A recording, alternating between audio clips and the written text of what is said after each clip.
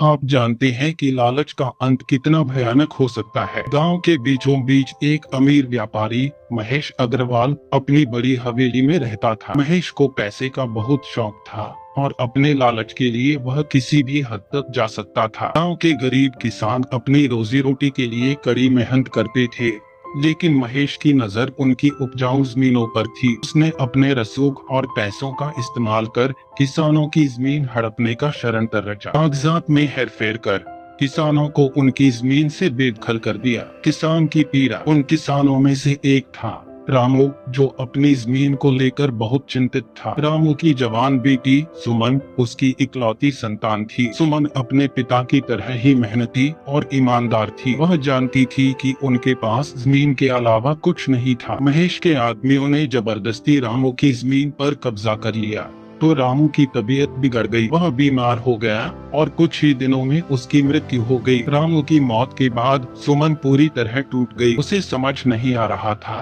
कि वह अपनी और अपने पिता की जमीन को कैसे बचाए। आत्महत्या और बदला। सुमन ने कई बार महेश से गुहार लगाई, लेकिन उसने उसकी एक भी नहीं सुनी। सुमन के पास कोई रास्ता नहीं बचा। वह दुख और हताशा में आकर गांव के कुएं में कूदकर आत्महत्या कर बैठी। उसके मरने की खबर पूरे गांव में आग की तरह फैल गई। सुमन के मरने के बाद गांव के लोग सहम गए थे, लेकिन महेश को इस बात से कोई फर्क नहीं पड़ा। वह अब भी अपने लालच में मस्त था।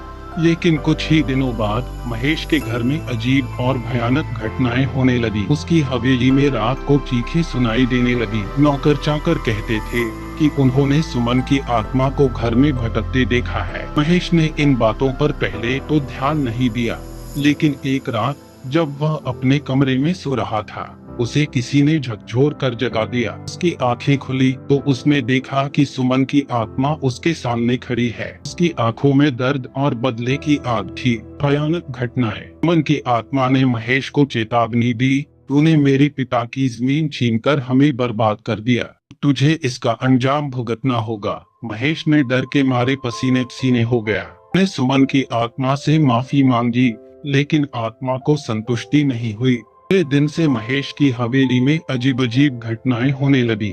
उसे ऐसा लगता कि कोई उसके पीछे पीछे चल रहा है।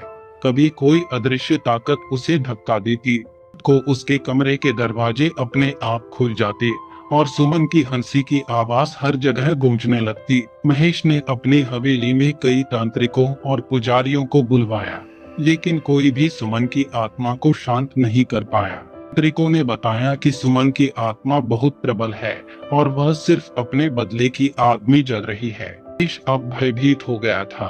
उसका व्यापार बर्बाद होने लगा। समझ गया था कि यह सुमन की आत्मा का बदला है।